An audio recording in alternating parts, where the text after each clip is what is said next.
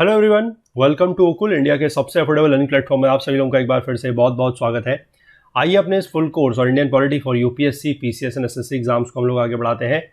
और जिस चैप्टर की हम लोग बात कर रहे हैं वो है लेजिस्लेचर, जो हमारी क्लास 11th की एनसीईआरटी की बुक है, that is Indian constitution at work.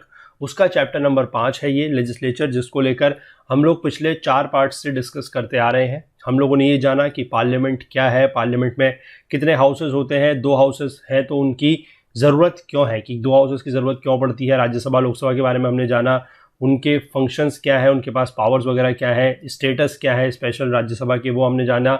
इसके बाद हम लोगों ने ये जाना पिछले लेक्चर में स्पेसिफिकली कि किस तरीके से जो एग्जीक्यूटिव है उसके ऊपर कंट्रोल करता है लेजिस्लेचर या फिर पार्लियामेंट। ठीक है, तो आज जो इसका एक लास्ट का टॉपिक बचा हुआ है, एक तो है पार्लियामेंट्री कमिटीज़ के बारे में कि क्या काम रहता है कमिटीज़ वगैरह का, उसके बारे में, और दूसरा ये है कि पार्लियामेंट अपने आप को रेगुलेट कैसे करती है। तो ये 2 टॉपिक के साथ आज हम इस चैप्टर को जो है कंप्लीट कर लेंगे, और फिर इसके बाद जो हमारे अदर सोर्सेज हैं उनके साथ हम लोग यूनियन लेजिस्लेचर यानी कि पार्लियामेंट के साथ अगले क्लास में, अगले लेक्चर में कंटिन्यू करेंगे। तो आगे बढ़ने से पहले मैं आप सभी लोगों से एक बार फिर से रिक्वेस्ट करना चाहूँगा कि जो लोग इस कोर्स को, इस वीडियोज़ को फॉलो कर रहे हैं, जिनको ये पसंद आ रही है, वो लोग ज़्यादा से ज़्यादा वीडियोस को लाइक करें, ज़्यादा से ज़्यादा शेयर करें अपने दोस्तों के साथ, कलीग्स के साथ, ताकि हमारे इन कोर्सेज़ का जो फ़ायदा है वो ज़्यादा से ज़्यादा लोगों तक पहुंच सके। और बाकी जो लोग चैनल पर नए हैं उनसे भी मैं रिक्वेस्ट करूंगा, अगर आप लोगों को कंटेंट पसंद आ रहा है, हेल्पफुल लग रहा है, तो आप लोग भी चैनल को जरूर सब्सक्राइब कर लें और बेल आइकन प्रेस करना ना भूलें, ताकि वीडियोज़ के नोटिफिकेशन वगैरह आपसे मिस ना हो।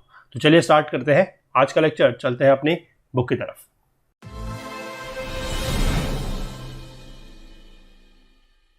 देखिए, सबसे पहली बात हमने करनी है कि what do the committees of parliament do. ठीक है, इस टॉपिक को भी हालांकि हम लोग आगे जाके डिटेल में डिस्कस करेंगे कि पार्लियामेंट्री कमिटीज कितनी होती हैं, ठीक है, क्या क्या इन कमिटीज के रोल होते हैं। तो बहुत सारी कमिटीज होती हैं पार्लियामेंट की, और हमने कल एक बेसिक डिस्कशन में बात की थी कि जब बिल जो होता है, जब वो लॉ बनता है, तो बिल में हमने एक पूरा का पूरा जो प्रोसीजर देखा था, जो एक फ्लो डायग्राम के जरिए, जो फ्लो चार्ट के जरिए हमने समझा था, वहाँ पर हमने एक जगह पर जिक्र किया था कमिटीज़ का भी। कमिटीज़ बेसिकली क्या होती हैं कि कोई भी अगर बिल वगैरह है तो वो कमिटीज़ को दिया जा सकता है, कोई भी ड्राफ्ट बिल, उसके ऊपर कमिटीज़ जो है बाकी काम जो है वो कर सकती है। ठीक है, देखिए क्या क्या चीज़ें हैं, थोड़ा बहुत यहाँ पर दिया गया है, इसी को हम लोग यहाँ पर देख लेते हैं। A significant feature of the legislative process is the appointment of committees for various legislative purposes. ठीक है, यानी कि कुछ लेजिस्लेटिव पर्पसेस हैं, उनके लिए जो है कुछ कमिटीज का अपॉइंटमेंट किया जाता है। These committees play a vital role not merely in law making but also in the day-to-day business of the house। ठीक है, लॉ मेकिंग में तो मतलब कानून बनाने संबंधी कार्यों में तो ये कमिटीज मदद करती ही हैं, और साथ ही साथ जो day to day business of the house होते हैं उसमें भी ये हेल्प करती हैं। तो डे टू डे बिजनेस के लिए भी अलग से कमिटीज होती है। ठीक है, since the parliament meets only during sessions it has very limited time at its disposal. Obvious सी बात है, क्योंकि हमें पता है कि पार्लियामेंट के क्या होते हैं, पार्लियामेंट के सत्र होते हैं। ठीक है ना, जैसे कि विंटर सेशन होता है, मानसून सेशन होता है, तो इस तरीके के पार्लियामेंट के सेशंस होते हैं। अब पार्लियामेंट तो केवल सेशंस के टाइम पर ही बैठेगी, तो इसलिए उसके पास क्या होगा, उसके पास बहुत कम समय होगा, सीमित समय होगा। तो the making of law for instance requires in depth study of the issue under consideration. ठीक है, अब जिस संबंध में अगर लॉ बनाना है, कानून बनाना है, तो उसके लिए क्या जरूरत है कि वो जो इशू है, जो मुद्दा है, उसकी इन डेप्थ स्टडी होनी चाहिए। ठीक है ना, तो this in turn demands more attention in time. अब अगर उसकी इन डेप्थ स्टडी होनी चाहिए तो उसके लिए ज्यादा अटेंशन की जरूरत भी है और ज्यादा टाइम की जरूरत भी है। ठीक है, similarly there are other important functions also, जैसे कि studying the demands for grants made by various ministry. जैसे कि मान लीजिए अलग अलग मिनिस्ट्रीज ने डिमांड की है ग्रांट्स की, मतलब उनको पैसा चाहिए। ठीक है, तो वो पैसा क्यों चाहिए, कितना उसका यूज हो पाएगा, क्या क्या जगह पर उसका यूज किया जा सकता है, तो इस तरीके की सारी स्टडीज करने के लिए भी कमिटीज की जरूरत है। ठीक है, इसके बाद looking into the expenditure incurred by various departments. अब किसी मंत्रालय के अंदर, किसी मिनिस्ट्रीज के अंदर बहुत सारे डिपार्टमेंट्स होते हैं, विभाग होते हैं, तो उसके अंदर जितना भी खर्चा वगैरह हो रहा है, ठीक है, जितना भी एक्सपेंडिचर हो रहा है, उनको देखने के लिए इन्वेस्टिगेटिंग केसेस ऑफ करप्शन के अगर कोई केसेस हैं, ठीक है, तो उनको इन्वेस्टिगेट करने के लिए भी कमिटीज की जरूरत पड़ती है। तो पार्लियामेंट्री कमिटीज जो है वो इसी तरीके के काम करती है। मैं आपको फिर से बता रहा हूं कि जितना यहां पर दिया गया है हम लोग फिलहाल उसको फोकस कर रहे हैं। बाद में आगे जाके हम लोग जब अपना यूनियन लेजिस्लेचर यानी कि पार्लियामेंट के बारे में पूरा डिटेल में डिस्कशन करेंगे, जो हम कल से स्टार्ट करने वाले हैं, ठीक है, उसके बाद ये पार्लियामेंट्री कमिटीज का टॉपिक जो है आप लोगों को अलग से कवर करवा दिया जाएगा। आप लोगों को थोड़ा बहुत बता दिया जाएगा कि कौन कौन सी कमिटीज होती हैं और इनके स्पेसिफिकली कार्य क्या क्या होते हैं। ठीक है, since 1983 India has developed a system of parliamentary standing committees. ठीक है, पार्लियामेंट्री स्टैंडिंग कमिटीज का एक प्रोविजन बनाया गया, एक सिस्टम बनाया गया है 1983 के बाद। There are over 20 such departmentally related committees. ठीक है, 20 से ज्यादा मतलब 24 के आसपास ये है। ठीक है, और ये डिपार्टमेंटली रिलेटेड होती है। इसमें से कुछ कमिटीज ऐसी होती हैं जो लोकसभा के अंदर होती है, कुछ कमिटीज ऐसी होती हैं जो राज्यसभा के अंदर होती है। ठीक है, फिर से मैं कहूंगा कि इसको आगे जाके आपको पूरा डिटेल में समझा दिया जाएगा, बता दिया जाएगा कि कौन सी कमेटी कहां पर है, किसके अंडर में है, किस डिपार्टमेंट से रिलेटेड है और क्या क्या इनके काम होते हैं। ठीक है, standing committees supervise the work of various departments, their budget, their expenditure and bills that come up in the house relating to the department. ठीक है, स्टैंडिंग कमेटी का काम कुछ नहीं है, आप इसको समझ के चलिए। स्टैंडिंग कमेटी जो है वो डिपार्टमेंट से अटैच है। ठीक है, यानी कि डिपार्टमेंट के जो भी काम होंगे, उनका बजट है, उनका खर्चा है, और उस डिपार्टमेंट से संबंधित कोई भी बिल वगैरह अगर हाउस में आ रहा है, सदन में आ रहा है, तो उससे संबंधित कार्य जो है वो स्टैंडिंग कमिटीज करेंगी, जो भी जिस डिपार्टमेंट से संबंधित है, अपने अपने डिपार्टमेंट से संबंधित। ठीक है, अपार्ट फ्रॉम स्टैंडिंग कमिटीज एक होती है joint parliamentary committees. Joint parliamentary committees क्या है? They have occupied a position of eminence in our country. Joint parliamentary committees can be set up for the purpose of discussing a particular bill. किसी particular bill को discuss करने के लिए joint parliamentary committees बनाई जा सकती है, like the joint committee to discuss bill और for the purpose of investigating financial irregularities. ठीक है, यानी किसी बिल को डिस्कस करने के लिए, किसी फाइनेंशियल इरेगुलरिटी को डिस्कस करने के लिए, इन्वेस्टिगेट करने के लिए इस तरीके की कमिटीज बनाई जा सकती है। ठीक है, और जॉइंट पार्लियामेंट्री कमेटी का एक फीचर है, या आप इसको ध्यान रखेंगे कि इसके जो मेंबर्स होते हैं वो दोनों हाउसेस से आते हैं। ठीक है, लोकसभा से भी और राज्यसभा से भी। चलिए आगे देखते हैं। The committee system has reduced the burden on the parliament. अब जैसे ऑब्वियस सी बात है, हमने आपको बताया कि लॉ मेकिंग की प्रोसीजर में पार्लियामेंट का रोल क्या है। ठीक है, पार्लियामेंट का या किसी मिनिस्टर का रोल क्या होता है, उसके डिपार्टमेंट का, उसके अंडर के जो ब्यूरोक्रेसी है उनका रोल क्या होता है, कि वो एक ड्राफ्ट बिल वगैरह तैयार करते हैं। ठीक है, अब वो ड्राफ्ट बिल वगैरह कहां से आता है?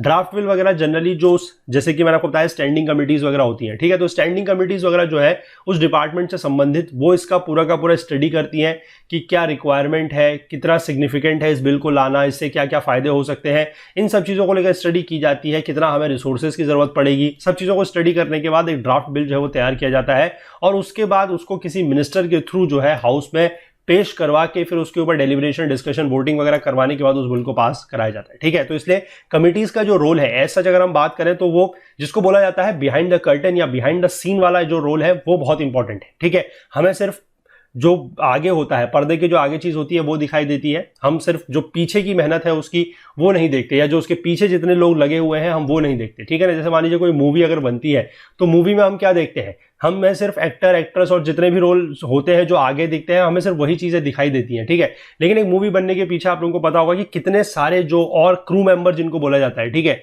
जैसे कि प्रोड्यूसर है, डायरेक्टर है, जो आपके कैमरामैन है, जो आपके स्पॉइल्ड बॉयज हैं, लाइट बॉयज हैं, जो मेकअप मैन होते हैं, जो पूरा का पूरा सेटअप डिजाइन करते हैं, तो इस तरीके के सारे लोग जो है इनका भी बहुत ज्यादा रोल है। अगर ये लोग नहीं होंगे तो फिर एक तरीके से आप कह सकते हैं कि एक मूवी नहीं बन सकती या एक अच्छी मूवी नहीं बन सकती। ठीक है, तो उसी प्रकार से ये जो पूरी की पूरी लॉ मेकिंग प्रोसीजर है, इसमें हमें सिर्फ आगे से क्या दिखता है, हमें मिनिस्टर्स दिखाई देते हैं, हमें जो मेंबर्स ऑफ पार्लियामेंट है, लोकसभा राज्यसभा, सिर्फ वो दिखाई देते हैं, हमें स्पीकर दिखाई देते हैं, बाकी लेकिन हमें इसके पीछे के जो ये कमिटीज है और कमिटीज के जो सदस्य है वो नहीं दिखाई देते। ठीक है ना, ये चीजें यह है, इस तरीके से थोड़ा सा इसको रिलेट करके चलेंगे तो आप इसको आसानी से समझ सकते हैं, कनेक्ट कर सकते हैं और याद भी बड़ी आसानी से रख सकते हैं। ठीक है, तो इसलिए लिखा गया है कि कमिटी सिस्टम ने क्या है कि जो पार्लियामेंट है उसका बर्डन या उसका बोझ को क्या किया है, कम किया है।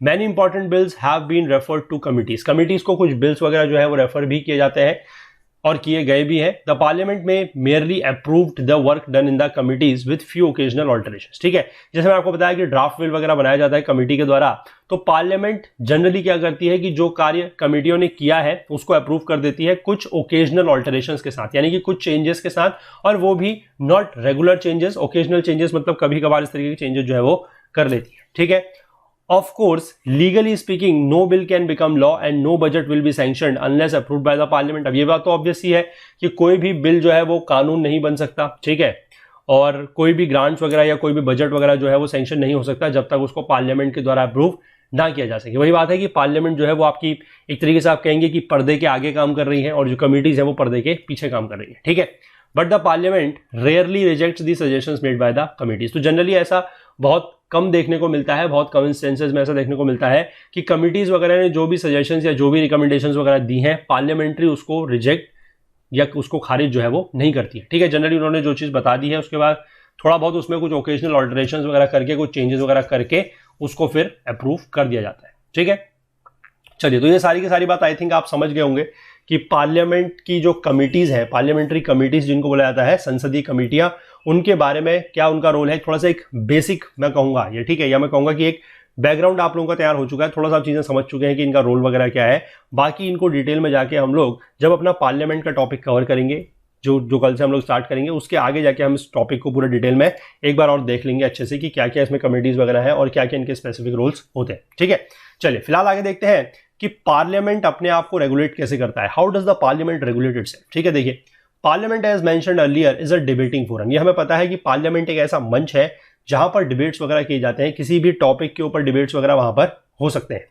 It is through debates that the parliament performs all it's vital functions. ये भी हमें पता है कि इन डिबेट्स के जरिए ही पार्लियामेंट क्या करती है, अपने जो वाइटल फंक्शंस हैं, जो जरूरी कार्य हैं, जो महत्वपूर्ण कार्य है, उनको ये किया जाता है। Such discussions must be meaningful and orderly so that the functions of the parliament are carried out smoothly and its dignity is intact। ठीक है, तो इस तरीके की जो डिस्कशंस वगैरह है वो वेग डिस्कशन नहीं होने चाहिए, मीनिंगफुल डिस्कशन होने चाहिए, ऑर्डरली तरीके से होने चाहिए। ऑर्डरली तरीके से होने चाहिए का मतलब है कि जैसे सदन में ऑब्वियस ही बात है कि अगर आपको डिस्कस करने का टाइम दिया जा रहा है किसी भी बिल के ऊपर, तो आप उस पर सीरियसली डिस्कशन करें, आप उसके ऊपर हेल्दी डिस्कशन करें। ऐसा ना हो कि आप वहां पर लड़ाई झगड़ा कर रहे हैं, एक दूसरे के ऊपर आप आरोप प्रत्यारोप लगा रहे हैं, तो वो चीज सही नहीं है। ठीक है, तो इसलिए बोला गया है कि डिस्कशन जो है वो मीनिंगफुल होने चाहिए, ऑर्डरली होने चाहिए, ताकि जो फंक्शंस ऑफ द पार्लियामेंट है वो स्मूथली चल सके और उसकी जो डिग्निटी है, जो संसद का जो गौरव है, वो बना रह सके। The constitution itself has made certain provisions to ensure smooth conduct of business. तो स्मूथ कंडक्ट ऑफ बिजनेस को कैरी आउट करने के लिए, उसको सुनिश्चित करने के लिए कॉन्स्टिट्यूशन में ही कुछ इस तरीके के प्रावधान जो है वो दिए गए हैं। ठीक है, the presiding officer of the legislature is the final authority in matters of regulating businesses of the legislature. ठीक है, ये प्रिसाइडिंग ऑफिसर के बारे में मैंने आपको कल भी बताया था कि लोकसभा में जो प्रिसाइडिंग ऑफिसर होते हैं वो उसके स्पीकर होते हैं। In case of absence of speaker वो डिप्यूटी स्पीकर हो जाएंगे। और जो हमारी राज्यसभा है उसके केस में कौन होते हैं, चेयरमैन। ठीक है, चेयरमैन और वाइस चेयरमैन। और हमने आपको एक चीज और भी बताई थी कि जो देश के उपराष्ट्रपति यानी कि वाइस प्रेसिडेंट होते हैं, that becomes the ex officio chairman of the Rajya Sabha. ठीक है, तो प्रिसाइडिंग ऑफिसर का मतलब क्या है कि जो उस ऑफिस के हेड होंगे, यानी कि जैसे लोकसभा के, एक तरीके से आप कह सकते हैं कि जो उसके ऊपर प्रिसाइड कर रहे हैं, जो उसके ऊपर कमांड कर रहे हैं पूरी की पूरी प्रोसीजर के ऊपर। तो ठीक है, वो स्पीकर और डिप्यूटी स्पीकर हो जाएंगे और वहां पर हो जाएंगे राज्यसभा के केस में चेयरमैन और वाइस चेयरमैन। ठीक है, तो ये प्रिसाइडिंग ऑफिसर का ही काम रहेगा कि जो इस तरीके के लेजिस्लेचर ऑफ द, जो बिजनेस ऑफ द लेजिस्लेचर से रिलेटेड जो भी काम है उनको किस तरीके से रेगुलेट वगैरह करवाना है, फाइनल अथॉरिटी रहती है प्रिसाइडिंग ऑफिसर के पास। ठीक है, इसके बाद there is one more way in which the presiding officers control the behavior of the members। तो presiding officers के पास एक तरीका और होता है जिससे वो members के behavior को, यानी कि सदस्यों के आचरण को क्या कर सकते हैं, कंट्रोल कर सकते हैं, नियंत्रित कर सकते हैं। कैसे, देखिए, you may have heard about the anti defection law. आपने एंटी डिफेक्शन लॉ के बारे में सुना होगा, अगर नहीं सुना है तो अभी बताते हैं आपको क्या है। देखिए, most of the members of the legislatures are elected on the ticket of some political party. ठीक है, मोस्ट इसीलिए यहां पर लिखा गया है मोस्ट ऑफ द मेंबर्स जो है वो किसी ना किसी पार्टी के टिकट पर चुनाव लड़के आते हैं। जैसे मान लीजिए अगर 500 सीट का चुनाव हो रहा है तो हो सकता है कि इसमें से 490 जो है वो किसी ना किसी पार्टी से संबंधित हो। ठीक है, मतलब जैसे मान लीजिए कि 200 लोग जो है वो मान लीजिए पार्टी ए से आए हैं, 250 लोग जो है वो पार्टी बी से आए हैं। ठीक है, इसके बाद इसी तरीके से कितने बचेंगे, इसमें 40 लोग बचे हैं वो सी पार्टी से आए हैं। ठीक है, तो ये सारे के सारे इन पार्टीज के चुनाव पर टिकट पर चुनाव लड़े होंगे, मतलब इन पार्टीज की तरफ से चुनाव लड़े होंगे और उसके बाद ये जीत के आए हैं। ठीक है, अब बाकी ऐसा हो सकता है कि 10 लोग ऐसे हों कि जो निर्दलीय हो, जिनको बुलाता है इंडिपेंडेंट कैंडिडेट। ठीक है, जो किसी पार्टी के टिकट से, मतलब किसी पार्टी के टिकट पर जिन्होंने चुनाव नहीं लड़ा होगा। ठीक है, तो इसलिए यहां पर लिखा गया है कि most of the members of the legislature are elected on the ticket of some political party. All नहीं लिखा है। ठीक है, ये तो इस लाइन का मतलब समझाने के लिए मैंने आपको ये पूरा समझाया। आगे देखिए क्या है, What would happen if they decide to leave the party after getting elected? अब मान लीजिए ये जो 200 लोग हैं, ये जो 200 सांसद हैं, ये ए पार्टी के टिकट से चुनाव लड़के आए हैं। अब इनमें से मान लीजिए 5 लोग ऐसे हैं जो चाहते हैं कि जीतने के बाद, अब ये जीत के तो आए हैं इस पार्टी के नाम पर। ठीक है, अब इंडिया में तो आपको पता है कि पार्टी पॉलिटिक्स कितनी ज्यादा है, यहाँ पर कैंडिडेट को देख के एज सच तो मतलब आई डोंट थिंक कि वोटिंग वगैरह होती है, या फिर आप कह सकते हैं कि बहुत कम वोटिंग होती है। ठीक है ना, पार्टी पॉलिटिक्स वगैरह यहाँ पर ज्यादा है। तो अब मान लीजिए ये जो 200 लोग हैं ये पार्टी ए के टिकट पर चुनाव लड़के आए हैं। अब इसमें से 5 अगर लोग ये कह दे रहे हैं जीतने के बाद कि हम इस पार्टी को छोड़ना चाहते हैं, ठीक है, तो क्या ऐसा किया जा सकता है? क्या ऐसा करना संवैधानिक है? देखते हैं, ठीक है। और अगर वो ऐसा करते हैं तो उनके साथ क्या हो सकता है, देखते हैं। For many years after independence this issue was unresolved. ये जो इशू है, जो मुद्दा है, ये अनरिजॉल्व था, ठीक है। कब तक? इंडिपेंडेंस के काफी सालों बाद तक। Finally there was an agreement among the parties that the legislator who is elected on one party's ticket must be restricted from defecting to another party, ठीक है। इसके बाद एक एग्रीमेंट इस तरीके का बना पार्टीज के बीच में। उसमें क्या लिखा गया कि कोई भी लेजिस्लेटर जो किसी एक पार्टी के टिकट पर चुनाव लड़के आया है वो किसी दूसरी पार्टी में डिफेक्ट नहीं कर सकता। डिफेक्ट करने का मतलब है कि वो पार्टी छोड़कर नहीं जा सकता है, ठीक है। इसका मतलब यह है, इस पर लेकर एक अमेंडमेंट हुआ था। An amendment to the constitution was made, जो है 52nd यानी कि 52वां संशोधन, नॉट संविधान संशोधन, इट्स अ संशोधन विधेयक, ठीक है। 1985 में आया था। It is known as anti defection amendment, ठीक है। Anti defection amendment 1985 52nd amendment के थ्रू यहां पर आया है, ठीक है। इसी के बाद इस अमेंडमेंट को जो है वो मॉडिफाई भी किया गया है 91st अमेंडमेंट में। 91st अमेंडमेंट आपका जो है वो 2003 का है, ठीक है। और यहां पर आपको अगर बात पता होगी तो ये इसके तहत एक 10th शेड्यूल जो है, जो 10वीं अनुसूची है, वो ऐड की गई है, जो एंटी डिफेक्शन से ही संबंध रखती है, ठीक है। इसको लेकर क्या पूरी की पूरी प्रोसीजर है या क्या चीजें होती है इससे रिलेटेड, वो भी हम आपको आगे जाके जो 10th शेड्यूल है उसको पूरा समझा देंगे। तो वहां पर आप समझ जाएंगे कि डिफेक्शन वगैरह के ग्राउंड्स क्या है और किस स्थिति में या किस आधार पर किसी को भी एंटी डिफेक्शन या डिफेक्शन के तहत जो है वो दोषी पाया जा सकता है, ठीक है। जो प्रिसाइडिंग ऑफिसर होंगे हाउस के, is the authority who takes final decision on all such cases. फिर वही बात है कि प्रिसाइडिंग ऑफिसर का रोल आप देख सकते हैं कि यहां पर कितना ज्यादा है, ठीक है। कि प्रिसाइडिंग ऑफिसर ही जो है वो इस तरीके के केसेस में फाइनल डिसीजन लेने के लिए ऑथराइज है, ठीक है। If it is prove that a member has defected, अगर ये प्रूफ हो जाता है, ये साबित हो जाता है कि किसी मेंबर ने डिफेक्ट किया है, then such member loses the membership of the house, तो वो उसकी जो सदन की सदस्यता है यानी कि जो मेंबरशिप ऑफ द हाउस है वो खत्म हो जाएगी। Besides such a person is also disqualified from holding any political office like ministership etcetera, ठीक है। ये बात हमने पहले भी समझी है जब हम अपना पार्ट पढ़ रहे थे काउंसिल ऑफ मिनिस्टर्स को लेकर। वहां पर भी हमने ये बात समझी थी कि अगर कोई ऐसे व्यक्ति, ठीक है, वहां पर हमने क्या समझा था, पहली बात तो मैं आपको बताऊं कि काउंसिल ऑफ मिनिस्टर्स हमने देखा था कि मिनिस्टर्स किसी को भी बनाया जा सकता है। यूजुअली जो मेंबर्स यानी कि जो लेजिस्लेटर्स होते हैं उन्हीं को बनाया जाता है, लेकिन किसी ऐसे व्यक्ति को भी बनाया जा सकता है जो प्रेजेंट में क्या है, जो प्रेजेंट में मेंबर ऑफ द पार्लियामेंट या मेंबर ऑफ द लेजिस्लेचर नहीं है, ठीक है। उनको हालांकि फिर वही प्रोविजन है कि 6 महीने के अंदर अंदर चुनाव जीतना होता है।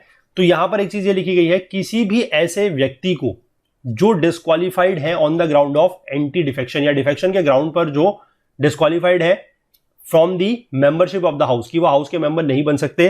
तो ध्यान रखिएगा कि वो डिस्क्वालिफाइड है मंत्री बनने के लिए भी, वो मंत्री भी नहीं बन सकते। ये बातें हमने पहले डिस्कस की हुई है, ठीक है। और ये सारा का सारा जो प्रोविजन आया है ये 91st अमेंडमेंट 2003 के अंतर्गत ही आया है और ये वैलिड है for both the cases. State legislature के केस में भी वैलिड है और यूनियन लेजिस्लेचर यानी कि पार्लियामेंट के केस में भी ये वैलिड है, ठीक है। चलिए इसके बाद आगे देखते हैं डिफेक्शन क्या होता है। What is defection? If a member remains absent in the house when asked by the party leadership to remain present, ठीक है। अगर पार्टी का जो लीडरशिप है, जो नेतृत्व है, अगर वो आपसे ये बोलता है कि आपको सदन में हाजिर रहना है, ठीक है, और अगर आप ऐसा नहीं रहते, अब देखिए ऐसा क्यों बोला जाएगा, आप पहले बताइए मुझे कि पार्टी लीडरशिप आपको क्यों बोलेगा सदन में हाजिर रहने के लिए। अब मान लीजिए कोई ऐसा बिल है जिसके ऊपर वोटिंग होनी है, ठीक है। अब पार्टी तो ये चाहेगी कि अगर हमारी सरकार मेजोरिटी में है तो हमारे सारे के सारे मेंबर जो है वो प्रेजेंट रहें, ताकि वोटिंग वगैरह अगर हो तो उसको फिर बिल आराम से पास हो जाए। तो इस तरीके की चीजें जो है वो पार्टी लीडरशिप में होती है कि पार्टी लीडरशिप, जो पार्टी का नेतृत्व है, वो आपको हाउस में प्रेजेंट होने के लिए बोले। लेकिन अगर आप प्रेजेंट नहीं होते तो ये भी एक डिफेक्शन का केस है। या फिर आप पार्टी के इंस्ट्रक्शंस के अगेंस्ट वोटिंग करते हैं, ठीक है। यहां पर एक चीज होती है, एक टर्म बोला जाता है, that is known as whip, ठीक है। व्हिप बेसिकली क्या होता है कि आपको अगर व्हिप जारी कर दिया गया है मतलब पूरी की पूरी पार्टी की तरफ से, तो उसमें यह होता है कि फिर जितने भी उस पार्टी के सांसद हैं, ठीक है, सांसद हैं चाहे विधायक हैं, डिपेंडिंग अपॉन कि हम किस स्टेज पे बात कर रहे हैं, यूनियन लेजिस्लेचर की या फिर स्टेट पे। तो व्हिप का मतलब ये होता है कि अगर व्हिप जारी कर दिया गया है तो अगर कोई भी वोटिंग वगैरह इस तरीके की होगी तो आपको फिर जो पार्टी जिस तरीके से आपको बताएगी आपको उस तरीके से ही वोटिंग वगैरह करनी पड़ेगी। अगर आप उसके अगेंस्ट जाते हैं, अगर आप व्हिप का उल्लंघन करते हैं, वॉयलेशन करते हैं, तो फिर वो एंटी डिफेक्शन का केस आपके खिलाफ बन सकता है। ठीक है, 2 केसेस तो मैंने आपको ये बता दिया। और तीसरा केस ये है कि voluntary leaves the membership of the party, it is deemed as defection. अगर वो पार्टी की जो मेंबरशिप है वॉलंटरीली लीव करने में, ठीक है, अगर उनको निकाला जाता है पार्टी से तो बात अलग है। अगर वो अपनी इच्छा से, अपनी स्वेच्छा से जो है पार्टी की सदस्यता को छोड़ते हैं तो उसको डिफेक्शन माना जाएगा। ठीक है, experiences of the past 20 years show that anti-defection amendment has not been able to curb defections। ठीक है, इस तरीके के जो एंटी डिफेक्शंस के अमेंडमेंट्स वगैरह हैं, इससे डिफेक्शंस कोई बहुत ज्यादा दूर नहीं हुआ है। बट इससे एक फायदा हुआ है कि it has given additional powers to the party leadership and the presiding officers of the legislature over the members. Obviously बात है, पार्टी लीडरशिप के ऊपर ज्यादा पावर कैसे आई है? यही वाली बात है कि वो व्हिप जारी करवा के या फिर इस तरीके की बातें बोल के कि आपको प्रेजेंट रहना है, तो उनके पास ज्यादा पावर आई है। और प्रिसाइडिंग ऑफिसर्स के पास ज्यादा पावर कैसे आई है? क्योंकि एंटी डिफेक्शन से संबंधित जो भी अथॉरिटी है, जो भी फाइनल डिसीजन लेने की अथॉरिटी है, वो किसके पास है? प्रिसाइडिंग ऑफिसर्स के पास ही है। ठीक है, प्रिसाइडिंग ऑफिसर आप ध्यान रखिएगा, मैंने आपको बहुत बार बता दिया है, लोकसभा में स्पीकर और डिप्टी स्पीकर होते हैं, और जो हमारी जो राज्यसभा है वहां पर चेयरमैन और वाइस चेयरमैन होते हैं, और वाइस प्रेसिडेंट जो है he is the ex officio chairman of the Rajya Sabha. ठीक है, इसको ध्यान रखेंगे। प्रिसाइडिंग ऑफिसर्स वगैरह क्या है? प्रिसाइडिंग ऑफिसर्स का ही जो है वो डिसीजन फाइनल होता है आपका इसको संबंधित, डिफेक्शन से संबंधित। और डिफेक्शन के बारे में या डिस्क्वालिफिकेशन ऑफ द मेंबरशिप के बारे में 102 के संविधान 102 के क्लॉज 2 और 191 के क्लॉज 2 में दिया गया है। ठीक है, ये पार्लियामेंट से संबंधित है और ये वाला आपके स्टेट लेजिस्लेचर से संबंधित है। ठीक है, तो यहां पर हम लोग इसको जब पार्लियामेंट की बात करेंगे तो वहां पर आपको समझाएंगे। उसके बाद आपको वहां पर हम 10th शेड्यूल जो है, जो 10वीं अनुसूची है, जो एंटी डिफेक्शन लॉ से संबंधित है, उसके बारे में भी आपको पूरी चीजें समझाएंगे कि क्या क्या डिटेल में ग्राउंड्स वगैरह है, किस आधार पर किसी भी मेंबर ऑफ द हाउस को माना जाएगा कि ही और शी हैज डिफेक्टेड। ठीक है, वो एक जनरल मैंने आपको ये चीज बता दी कि ये 3 ग्राउंड्स हैं। अगर आप पार्टी लीडरशिप के कहने के बाद भी एब्सेंट रहते हैं, पार्टी के कहने के अगेंस्ट अगर आप वोटिंग करते हैं, और अगर आप पार्टी की सदस्यता को अपनी स्वेच्छा से लीव करते हैं, छोड़ते हैं। ठीक है, चलिए, हालांकि इसको बाद में जाके हम और डिटेल में अच्छे से डिस्कस करेंगे। तो आज के दिन का लेक्चर जो है वो इतना ही रहेगा, क्योंकि ये चैप्टर जो है यहाँ पर 5 पार्ट के साथ हम लोगों ने कंप्लीट कर लिया है। और आई होप कि आपको ये टॉपिक जो है, ये चैप्टर जो है बहुत अच्छे से समझ में आ गया होगा। अगर आप क्लास 11th के बच्चे हैं, स्कूल के बच्चे हैं तब भी, या फिर अगर आप एग्जाम की तैयारी कर रहे हैं हमारे साथ यूपीएससी वगैरह की, तब भी आपको आई थिंक कि ये टॉपिक जो है अच्छे से समझ में आ गया होगा। और एक आपका थोड़ा सा मैं कहूंगा कि एक बैकग्राउंड बन गया है या एक बेस बन गया है, जिसके ऊपर अब हम कल से जो है डिटेल में पार्लियामेंट को डिस्कस कर सकते हैं। ठीक है, तो कल से अब हम जो है अपने अदर सोर्सेज को जैसे हम कंटिन्यू करते हैं, वहां से अब हम लोग पार्लियामेंट का जो टॉपिक है उसको स्टार्ट करेंगे, उसी को लेकर हम आगे बढ़ेंगे। थोड़ा सा लंबा टॉपिक है, ज्यादा लेक्चर्स उसमें लगेंगे, लेकिन आराम से उसको बिल्कुल डिटेल में हम लोग एक एक कंसेप्ट, एक एक क्लॉज को पढ़ते चलेंगे। ठीक है, चलिए, तो कल से इसको आगे बढ़ेंगे। तो कंटेंट रिलेटेड अगर आपको कोई भी डाउट होता है तो आप हमारा टेलीग्राम का जो ग्रुप है, that is Okul GS UPSC discussion forum, इसको ज्वाइन कर सकते हैं। इस पर आप अपनी बात पूछ सकते हैं, जो भी आपके डाउट्स वगैरह है, इसका लिंक आपको नीचे डिस्क्रिप्शन बॉक्स में मिल जाएगा, या फिर आप इसको टेलीग्राम में सर्च करके भी ज्वाइन कर सकते हैं। इस पूरी की पूरी वीडियो सीरीज का जो फुल कोर्स है वो हमारी वेबसाइट पर अवेलेबल है, वहां पर आपको सारे के सारे वीडियोस मिल जाएंगे, प्लस आप लोगों के लिए चैप्टर वाइज नोट्स वहां पर डेली अपडेट किए जाते हैं, और जो क्विजेस वगैरह है वो भी आप लोगों के लिए वहां पर चैप्टर वाइज दे दिए जाएंगे, सो दैट कि आप लोग जो है अपनी तैयारी, अपनी प्रिपरेशन को एसेस कर पाए। कोर्स परचेस करने संबंधी अगर आप कोई टेक्निकल क्वेरी फेस करते हैं तो आप हमसे व्हाट्सएप के जरिए इस नंबर पर कॉन्टैक्ट कर सकते हैं, दैट इज 9498086380। बाकी अगर आप हमसे कोई भी और बात शेयर करना चाहें, कुछ भी पूछना चाहें, कोई आपका डाउट है आप क्लियर करना चाहें, तो आप हमसे हमारी ईमेल आईडी के थ्रू भी कांटेक्ट कर सकते हैं, दैट इज support@okul.co। बाकी हमसे ज्यादा जुड़ने के लिए आप हमें फेसबुक पे, इंस्टाग्राम पे, लिंक्डइन पे और ट्विटर पर भी फॉलो कर सकते हैं। Thanks for watching till the end. आप हमारे अदर कोर्सेज को इन प्लेलिस्ट्स के थ्रू एक्सेस कर सकते हैं। अगर आपको यह वीडियो पसंद आया है तो लाइक ज़रूर करें, इसे ज़्यादा से ज़्यादा शेयर करें। अगर आपने अभी तक हमारे इस YouTube चैनल को सब्सक्राइब नहीं किया है तो जल्दी से कर लीजिए, और बेल आइकन प्रेस करना बिल्कुल नहीं भूलिएगा, ताकि आपको हमारे सभी वीडियोस के नोटिफिकेशन सबसे पहले मिल सके। अपने कमेंट्स करके हमें ज़रूर बताइएगा कि आपको ये वीडियो कैसा लगा।